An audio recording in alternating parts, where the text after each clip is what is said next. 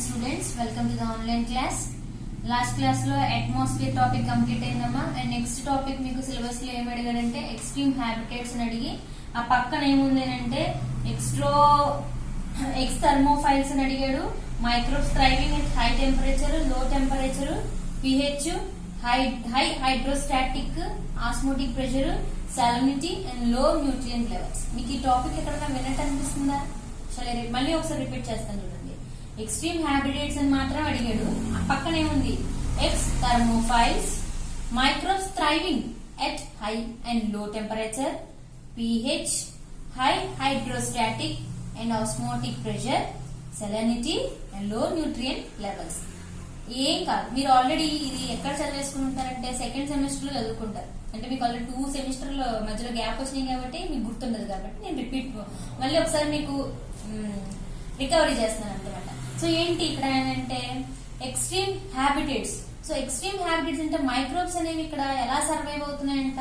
At high temperature, at low temperature, water, salinity, salt water, osmotic pressure దగ్గర grow అవుతున్నాయంట. మీకు ఇది ఎక్కడ మీరు ఎలా చదువుకున్నారు? న్యూట్రిషనల్ రిక్వైర్మెంట్స్ ఆఫ్ మైక్రోబ్స్ అనే టాపిక్ అండి. సో సెకండ్ సెమిస్టర్ లో న్యూట్రిషనల్ రిక్వైర్మెంట్స్ ఆఫ్ టాపిక్ అని మీకు ఒకటి ఉంది. నేను అక్కడ ఆల్రెడీ మీకు కంబైన్ గా మీకు ఆల్రెడీ డీల్ చేయడం జరిగింది. మీకు ఒకసారి మళ్ళీ ఒకసారి గుర్తు చేస్తున్నాను అనమాట. మీరు రికలెక్ట్ చేసుకోండి. సో అక్కడ ఏంటి, ఇక్కడ మీ ఫస్ట్ ఏంటంటే ఎక్స్ థర్మోఫైల్స్ అని అడిగాడు. ఎక్స్ థర్మోఫైల్స్ దగ్గర so microbes are growing at high temperature. మీకు తెలుసండి, high temperature, low temperature, water దగ్గర పెరిగే ఉంటాయి. సాలినిటీ, సాల్ట్ వాటర్ దగ్గర కూడా మైక్రోబ్స్ అనేవి పెరిగి ఉంటాయి. సో హై టెంపరేచర్ దగ్గర మైక్రోబ్స్ అనేవి ఎలా పెరిగి ఉంటాయి? సో మీరు ఫస్ట్ ఆఫ్ ఆల్ వాటర్ కోసం చూసుకుందాం పోనీ. సో ఇక్కడ వాటర్ అంటే so water is in good source for the growth of microorganism. It's in wide range of micro organisms are present in the water అని చెప్పుకోవచ్చు. So water లో ఉన్న వాటిని ఇక్కడ మీరు మెయిన్ గా ఇక్కడ ఎలా ఏ ప్రాసెస్ అంటే ఒకటి ఆస్మోసిస్, ఇంకొకటి plasmolysis. So the process of osmosis. Osmosis అంటే high concentration to low concentration. Plasmolysis అంటే it's in breakage of plasma membrane. అంటే మనం ఏదైనా ఇప్పుడు సాల్ట్ వాటర్ ఎక్కువ కూలింగ్ ఉన్న వాటర్ లో షుగర్ యాడ్ చేశారనుకోండి, మెల్ట్ అవ్వదు. ఎందుకని? సో అక్కడ షుగర్ వాటర్ టెంపరేచర్ ఎక్కువ, షుగర్ టెంపరేచర్ అంటే హై కాన్సన్ట్రేషన్స్ అనేవి.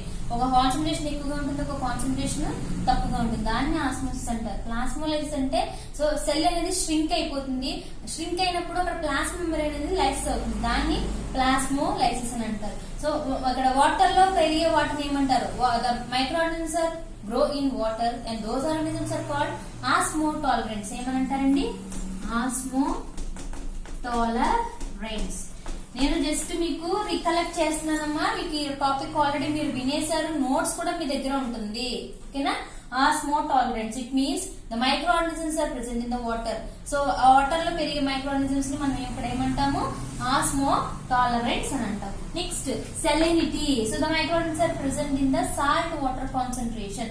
సాల్ట్ దగ్గర పెరిగే వాటిని సాల్ట్ వాటర్ యూస్ చేసుకుని పెరిగే వాటిని ఇక్కడ మనం ఏం చెప్పాలి? హాలోఫైల్స్. ఏం చెప్తారు?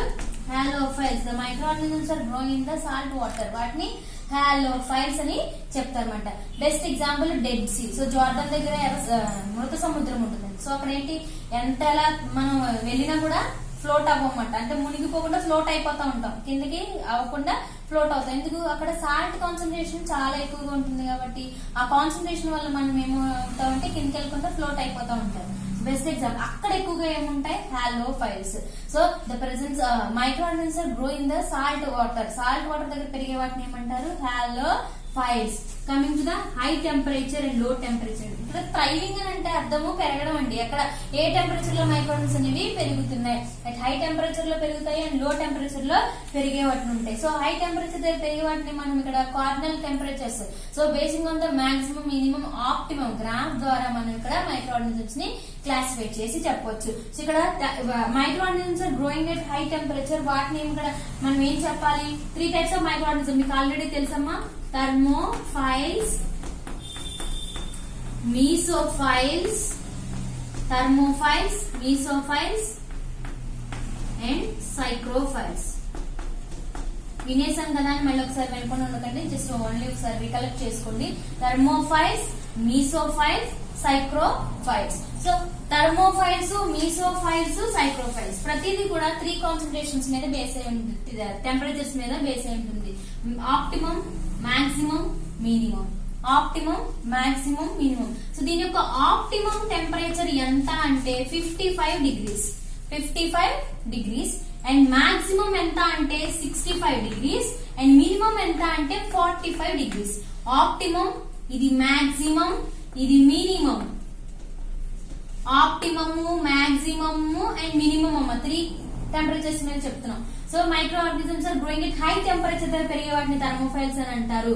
ఈ హై టెంపరేచర్ దగ్గర మళ్ళీ ఇక్కడ 3 వేరియేషన్స్ కింద చెప్తున్నాను. Optimum, maximum, minimum. Optimum 55 degrees, maximum 65 degrees, minimum 45 degrees. Next mesophiles and the micro organisms are growing at the medium temperature. So ఇక్కడ వీటిని కూడా మనం ఎలా చెప్పొచ్చు, సేమ్ అంతే. ఎలా అక్కడ ఫస్ట్ ఆప్టిమం చెప్పాను, ఇక్కడ మినిమం వస్తుంది. Minimum, maximum and optimum. Minimum నీకు నోట్స్ లో ఉంటుందమ్మా, ఆల్రెడీ మనకు అయిపోయిన టాపిక్ ఇది. Minimum, optimum and maximum. Minimum, optimum, maximum. Minimum ఎంత 15 to 20 degrees. Minimum 15 to 20 degrees. Optimum 20 to 45 degrees. And maximum 45 degrees దగ్గర పెరుగుతుంది. మాక్సిమం 45 డిగ్రీస్ దగ్గర పెరుగుతుంది. వాటిని ఏమంటారు, మీసోఫైల్స్. And coming to the cycrophiles, very low temperature, below 0 degrees, 15 to 0 అని రాసుకోండి. Below 0 అని రాసుకోవచ్చు, ఆర్ 15 -15 to 0 degrees దగ్గర పెరిగే వాటిని సైక్రోఫైల్స్ అని అంటారు. ఇక్కడ మీకు ఎగ్జాంపుల్ ఏంటి అంటే coming to thermophiles, very high temperature అంటే వాల్కనోస్ దగ్గర కూడా మైక్రో ఆర్గానిజమ్స్ అనేవి పెరుగుతాయండి. మ్యూకార్ పుసిలస్ ఫంగై, ఆ ఫంగై ఎక్కడ పెరుగుతుందంటే వాల్కనోస్, అగ్ని పర్వతాలు, అక్కడ 100 డిగ్రీస్ ఎబో టెంపరేచర్ ఉంటుంది కదమ్మా, అక్కడ కూడా మైక్రో ఆర్గానిజమ్స్ అనేవి సర్వైవ్ అవుతాయి. అలాగనే స్నో, మంచు దగ్గర కూడా మైక్రో ఆర్గానిజమ్స్ సర్వైవ్ అవుతాయి. బెస్ట్ ఎగ్జాంపుల్ మనకి ఫ్రిడ్జ్ ఉందండి, రిఫ్రిజిరేటర్ యూజ్ చేస్తారు. సో రిఫ్రిజిరేటర్ దగ్గర ఈస్ట్ అనేది ఎక్కువ ఉంటుంది. ఇర్సీనియా ఎంటెరోకొలిటికా, ఓకేనా. Yersinia enterocolitica, yeast and as well as bacteria. Yersinia enterocolitica అనేది బ్యాక్టీరియా. ఆ బ్యాక్టీరియా అనేది -15 to 0 డిగ్రీస్ దగ్గర కూడా సర్వైవ్ అవుతుంది. అంటే మనం ఫ్రిడ్జ్ లో ఫుడ్ పెట్టేసినంత మాత్రాన స్పాయిల్ అవ్వదు అని అనుకోకూడదు అనమాట. ఫ్రిడ్జ్ టెంపరేచర్ లో కూడా మైక్రో ఆర్గానిజమ్స్ అనేవి గ్రో అవుతాయి అన్నమాట. వాటిని టెంపరేచర్ ఫస్ట్ హై టెంపరేచర్ దగ్గర పెరిగే వాటి ఇవి ఏంటంటే థర్మోఫైల్స్, మీసోఫైల్స్ అండ్ సైక్రోఫైల్స్. అండ్ నెక్స్ట్ మీకు అడిగింది ఏంటి, సో ఇక్కడ హై అండ్ లో అంటే మీరు 2 టెంపరేచర్ కోసం రాసేయచ్చు. హై అండ్ లో అంటే టెంపరేచర్ అని పెట్టేసి థర్మోఫైల్స్, మీసోఫైల్స్, సైక్రోఫైల్స్ కోసం రాసేయండి. అండ్ నెక్స్ట్ మీకు అడిగింది ఏంటంటే pH దగ్గర పెరిగే మైక్రో ఆర్గానిజమ్స్ ఏంటి. So the definition of pH అంటే ఏంటమ్మా మీ అందరికీ తెలుసు, negative logarithm of hydrogen ion concentration. So pH ని మనం ఎలా ఫార్ములా ఏంటంటే log 1 హైడ్రోజన్ అయాన్స్ అన్నమాట. So pH negative logarithm of hydrogen ion concentration. pH scale ఎలా ఉంటుంది, pH స్కేల్ లో చూసుకుంటే మనకి రీడింగ్స్ 0.0 నుంచి 14.0 వరకు ఉంటుంది. బేస్డ్ ఆన్ ద pH ని బేస్ చేసుకుని micro organisms are classified in 3 types. Acidophiles, మీకు ఇది ఆల్రెడీ అయిపోయిన టాపిక్ అమ్మా. ఎసిడోఫిల్స్, న్యూట్రోఫిల్స్, సెల్స్ అనుకోకండి, acidophiles, neutrophiles and basophiles. Red cells కాదమ్మా, ఓకేనా. pH పెరిగే microorganisms acidophiles, neutrophiles, basophiles. Acidophiles అంటే 0.0 నుంచి 5.5 దగ్గర పెరిగే వాటిని ఎసిడోఫిల్స్ అని అంటారు. pH మాట. న్యూట్రోఫిల్స్ అంటే 5.5 to 8 దగ్గర పెరిగే వాటిని న్యూట్రోఫిల్స్ అని అంటారు. అండ్ నెక్స్ట్ 8 to 11.5 దగ్గర పెరిగితే వాటిని బేసోఫైల్స్ అని అంటారు. సో ఇది pH ని బేస్ చేసుకుని మనం మైక్రో ఆర్గానిజమ్స్ ని ఇలా క్లాసిఫై చేస్తాం. ఎసిడోఫైల్స్, న్యూట్రోఫైల్స్ అండ్ బేసోఫైల్స్. సో నెక్స్ట్ ఇంకా మైక్రో ఆర్గానిజమ్స్ అనేవి ఎక్స్ట్రీమ్ హ్యాబిటేట్స్ ఇంకా ఎక్కడ పెరుగుతాయి, హై టెంపరేచర్ అయింది, లో టెంపరేచర్ దగ్గర అయింది, వాటర్ అయింది, pH దగ్గర పెరుగుతాయి. నెక్స్ట్ O2 మీ అందరికీ తెలుసు, ఏరోబ్స్ అండ్ ఎనరోబ్స్. సో ఏరోబ్స్ అంటే presence of oxygen and absence of CO2. Anaerobes అంటే presence of CO2 and absence of oxygen. Next, obligate aerobes, obligate anaerobes and aerotolerance. It means a very low oxygen level. Oxygen level అనేది బాగా తక్కువగా ఉన్న దగ్గర పెరిగే వాటిని aero టాలరెంట్స్ అని పిలుస్తారు. అది ఆక్సిజన్. నెక్స్ట్ ప్రెషర్ దగ్గర కూడా, సో హై ప్రెషర్ దగ్గర కూడా మైక్రో ఆర్గానిజమ్స్ అనేవి పెరుగుతాయండి. ప్లస్ ప్రెషర్ ని మెజర్ చేసే డివైస్ ని బ్యారోమీటర్ అని అంటారు. సో మెషరింగ్ ఆఫ్ ప్రెజర్ ని మెజర్ చేసే డివైస్ ఏమంటారు, బ్యారోమీటర్ అని పిలుస్తారు అనమాట. సో ప్రెజర్ దగ్గర కూడా మైక్రోఆర్గానిజమ్స్ సర్వైవ్ అవుతాయి. నెక్స్ట్ రేడియేషన్ చూడండి, ఇక్కడ కూడా అంటే మైక్రోఆర్గానిజమ్స్ ఆర్ ప్రెసెంట్ ఇన్ ఎవ్రీవేర్ అని చెప్పుకోవచ్చు అనమాట. సో మైక్రోబయాలజీ, సో మీరు ఆల్రెడీ మైక్రోబయాలజీ చదువుకుంటున్నారు కాబట్టి సో మైక్రోఆర్గానిజమ్స్ ఎక్కడన్నా ఉంటాయని మీరు చెప్పుకోవచ్చు. సో రేడియేషన్ ఇక్కడ మనకి ఏమొస్తుంది రేడియేషన్ లో, అయోనైజింగ్ ఒకటి, ionizing radiation, non ionizing radiation. Ionizing radiation అంటే X rays, gamma rays. Non ionizing radiation అంటే యూవీ రేస్ ఎగ్జాంపుల్స్. అక్కడ కూడా మైక్రోఆర్గానిజమ్స్ అనేవి సర్వైవ్ అవుతాయన్నమాట. సో మీకు సిలబస్ లో అడిగిన ఫస్ట్ యూనిట్ లో లాస్ట్ టాపిక్ ఏంటంటే ఎక్స్ట్రీమ్ హ్యాబిటేట్స్. ఎక్స్ట్రీమ్ హ్యాబిటేట్స్ లో ఏం అడిగాడంటే ఎక్సర్మోఫైల్స్ అని అడిగాడు. నెక్స్ట్ హై టెంపరేచర్ దగ్గర పెరిగేవేంటి, లో టెంపరేచర్ దగ్గర పెరిగేవేంటి, ఆక్సిజన్ దగ్గర, pH దగ్గర, ప్రెషర్ దగ్గర, రేడియేషన్ దగ్గర పెరిగే మైక్రోఆర్గానిజమ్స్ అనేవి ఏంటి అని మీకు సిలబస్ లో అడిగాడమ్మా. ఇది మీరు ఈ టాపిక్ రాసేస్తే సరిపోతుంది అనమాట. సో ఫస్ట్ టాపిక్ మనం ఏం చెప్పుకున్నామంటే టెర్రేషియల్ ఎన్విరాన్మెంట్, సెకండ్ టాపిక్ ఏమో ఆక్వాటిక్ మైక్రోబయాలజీ, ఆక్వాటిక్ ఎన్విరాన్మెంట్, తర్వాత అట్మాస్ఫియర్, ఇప్పుడేమో ఎక్స్ట్రీమ్ హ్యాబిటేట్స్. సో నోట్స్ కూడా నేను మీకు అప్లోడ్ చేస్తున్నాను కాబట్టి నోట్స్ ని మీరు ఫాలో అవ్వండి. ఇప్పటి వరకు అయినా ఈ టాపిక్స్ లో మీకు ఎటువంటి డౌట్ వచ్చినా నాకు ఫోన్ చేయొచ్చు, లేదా మీరు అడిగినంటే నేను మళ్ళీ మీకు వెంటనే మళ్ళీ రిపీట్ చేయండి మేడం, డౌట్ ఏమైనా ఉందంటే కూడా నేను రిపీట్ చేస్తాను. So be safe and stay home.